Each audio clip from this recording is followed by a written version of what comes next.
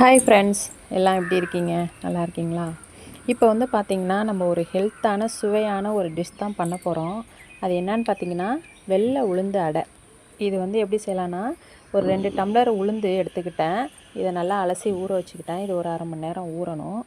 அதுக்கப்புறம் பார்த்திங்கன்னா 4 வெங்காயம், ஒரு பச்சை மிளகாய், இஞ்சி, கருவேப்பிலை, மல்லித்தழை எல்லாத்தையும் எடுத்து ரெடியாக வச்சுக்கிட்டேன். இப்போ பார்த்திங்கன்னா 1/2 மணி நேரம் கழித்து உளுந்து நல்லா நல்லாவே ஊறிடுச்சு. இதை வந்து ஒரு மிக்ஸி ஜாரில் போட்டு ரொம்ப நைஸாக இல்லாமல் கொஞ்சம் கொரப்பாகவே அரைச்சி எடுத்துக்கிட்டேன். இதில் நமக்கு தேவையான அளவு சால்ட்டையும் நான் சேர்த்துக்கிட்டேன். முட்டை எடுத்திருக்கேன். நாட்டுக்கோழி முட்டை தான் நான் எடுத்திருக்கேன். ஒரு 3 போதுமானது. இந்த உளுந்துக்கு நல்லா மிக்ஸ் பண்ணி விட்ருங்க. மிக்ஸ் பண்ணதுக்கப்புறம் உங்களுக்கே தெரியும் கொரப்பாக இருக்கும், அதுவே போதுமானது. இதுக்கப்புறம் நான் கட் பண்ணி வச்சுருக்க வெங்காயம், பச்சை மிளகா, கருவேப்பிலை எல்லாத்தையுமே சேர்த்து இது கூட மிக்ஸ் பண்ணி கலந்துக்க போகிறேன். இந்த டிஷ் பார்த்திங்கன்னா பிள்ளைங்க அதிகம் சாப்பிட மாட்டாங்க. நான் அதனால் கம்மியாக வெங்காயம் எடுத்துக்கிட்டேன். வெங்காயம்லாம் எடுத்து தூக்கி போட்டுருவாங்கன்ட்டு சொல்லி நான் கம்மியாகவே வெங்காயம் எடுத்துக்கிட்டேன். நீங்கள் தேவையான அளவு உங்களுக்கு தேவையானது வெங்காயம் எடுத்துங்க. இதை பார்த்திங்கன்னா நல்லா மிக்ஸ் பண்ணி விட்டுட்டேன். அதேமாதிரி பச்சை மிளகாவுமே நான் 1 தான் போட்டேன், காரம் ரொம்ப இருக்க வேணான்ட்டு. நீங்கள் உங்களுக்கு தேவையான அளவு நீங்கள் எடுத்துக்கலாம்.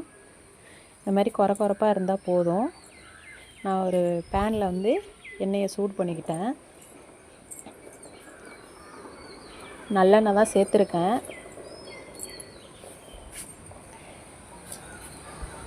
நல்லா சூடானதுக்கப்புறம் இது கரண்டியெல்லாம் குழிக்கரண்டியெல்லாம் வச்சு நம்ம ஊற்ற முடியாது. ஏன்னா கொஞ்சம் கெட்டியாக இருக்கிற வச்சு நான் கையே எடுத்து யூஸ் பண்ணிக்கிட்டேன். இது வந்து பார்த்திங்கன்னா நல்லா கொஞ்சம் மொத்தமாகவே நான் தட்டிக்கிட்டேன். ஆனால் மொத்தமாக தட்டினதுக்கப்புறம் தான் இன்னும் கொஞ்சம் நைஸாக தட்டியிருக்கலாமோ அப்படின்னு தோணுச்சு. இருந்தாலும் நல்லா இருந்துச்சு. ஆனால் கொஞ்சம் நேரம் சிம்லேயே வச்சு வேக விடுற மாதிரி இருந்துச்சு.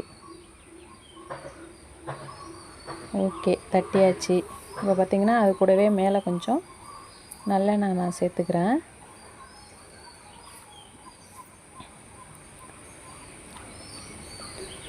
கொஞ்சம் நேரம் கழித்து நான் கொஞ்சம் பெரட்டி போட்டுட்டேன். இன்னும் சரியாக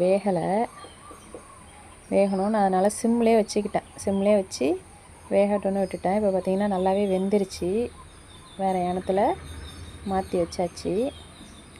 அடுத்தது இன்னொரு அடையும் ஊற்றியாச்சு. நல்லா டேஸ்ட்டாக சுவையாகவும் இருந்துச்சு. சாப்பிட்டோம். நீங்களும்